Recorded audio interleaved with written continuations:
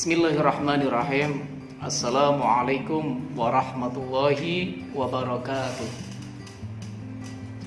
Selamat siang anak-anakku semuanya. Kita bertemu kembali di dalam kegiatan masa pengenalan lingkungan sekolah di SMA Negeri 1 Karanggede. Untuk pertemuan kita pada siang hari ini, Bapak akan menyampaikan mengenai kajian penguatan pendidikan karakter sebagai seorang siswa, tentunya siswa di sekolah menengah atas. Perlu kita ketahui, dalam rangka menghasilkan peserta didik yang unggul dan diharapkan, proses pendidikan senantiasa dievaluasi dan diperbaiki, mengingat perkembangan zaman yang terus berkembang di era kecanggihan dan teknologi sekarang ini. Salah satu upaya untuk memperbaiki kualitas pendidikan adalah munculnya gagasan mengenai pendidikan karakter dalam dunia pendidikan di Indonesia. Seperti yang kita ketahui, bahwasanya pendidikan karakter itu merupakan usaha sadar dan terencana di dalam mewujudkan suasana serta proses pemberdayaan potensi dan juga pembudayaan peserta didik untuk membangun karakter pribadi yang baik untuk warga negara Indonesia. Secara umum, di dalam pendidikan karakter dalam perspektif Islam, ada beberapa definisi dari para ahli mengenai pendidikan karakter menurut pandangan Islam, yakni usaha sadar yang dilakukan pendidik kepada peserta didik untuk membentuk kepribadian peserta didik yang mengajarkan dan membentuk moral, membentuk etika dan rasa berbudaya yang baik serta berakhlak mulia yang menumbuhkan kemampuan peserta didik untuk memberikan keputusan baik dan buruk serta mewujudkan kebaikan itu dalam kehidupan sehari-hari dengan cara melakukan pendidikan, melakukan pengajaran dan bimbingan serta pelatihan, tentu berpedoman kepada Al-Quran dan As-Sunnah. Itu makna pendidikan karakter dalam perspektif Islam. Di dalam pendidikan karakter itu tidak jauh berbeda dengan pembentukan watak,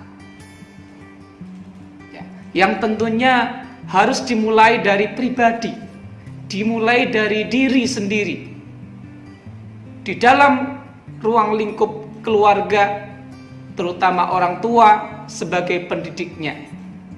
Nah, ini adalah pendidikan dasar di dalam keluarga.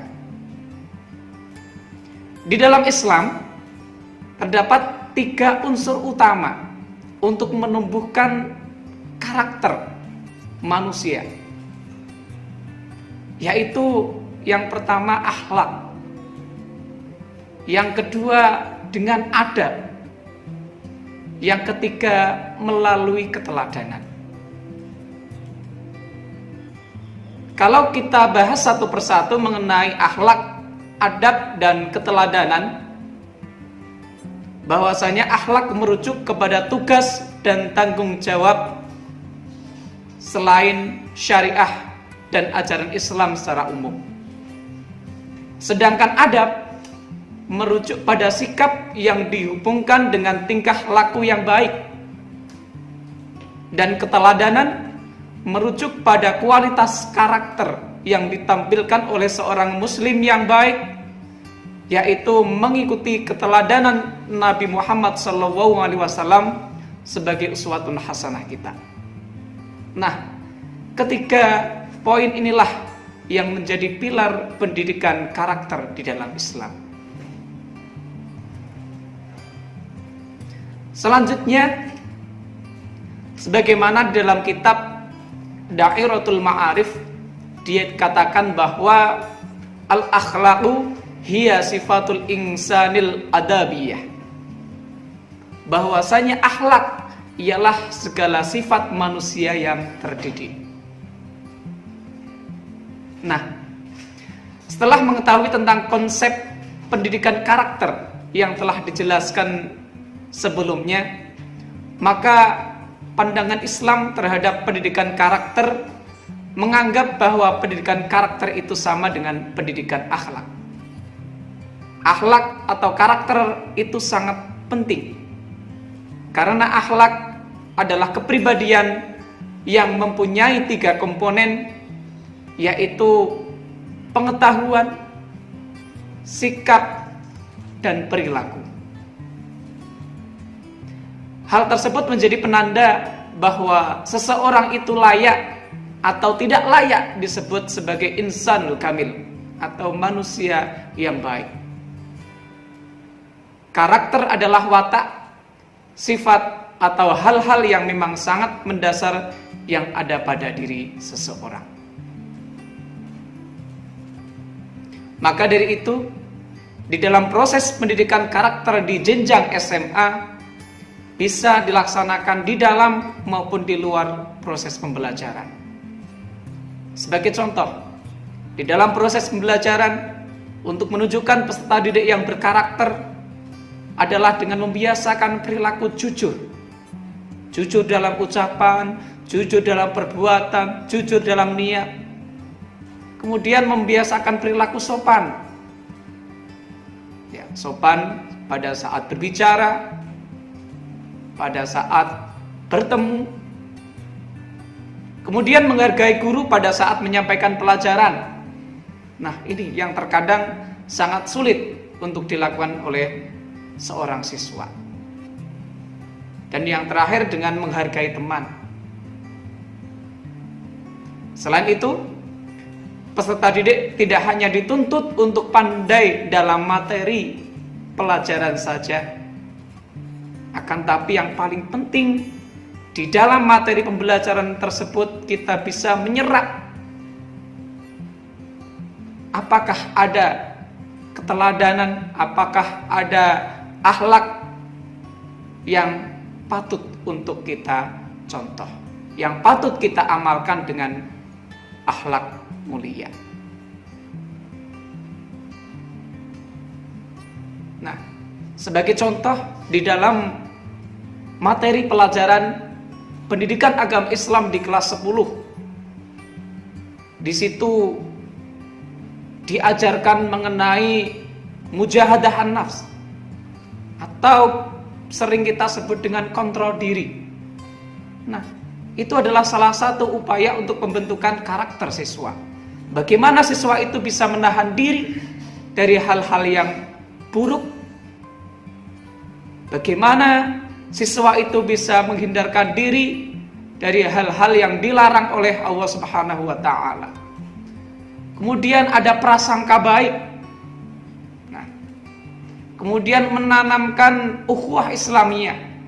Ada kejujuran, yang mana semua itu terkandung nilai-nilai atau sikap dan pendidikan karakter. Maka penerapan pendidikan karakter yang diterapkan di lembaga pendidikan Islam sudah sangatlah komplit.